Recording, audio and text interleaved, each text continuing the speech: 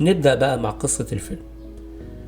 قصة الفيلم مع شاب مراهق بيدور على حد يحبه بقى بالمعنى اللي انتوا فاهمينه.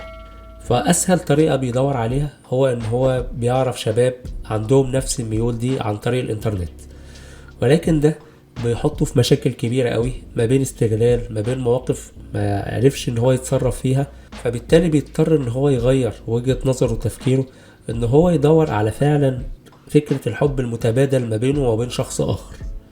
مع مرور الاحداث هنلاقي ان هو اتعرف على حد كان بيدرس له، استاذه يعني، وكان واضح اوي نظرات الاعجاب اللي ليه لاستاذه ده.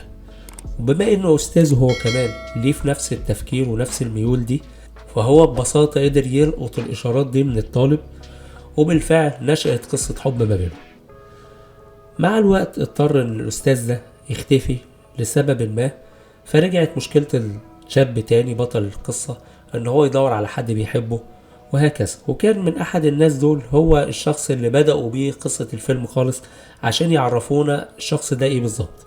والشخص ده تاب وخلاص، قرر ان هو ما يعملش الكلام ده تاني، وربى دقنه، وكان بيدعي للشخص اللي هو بطل قصتنا دي بالهداية. ده الملخص العام بتاع القصة بتاعت الأحداث.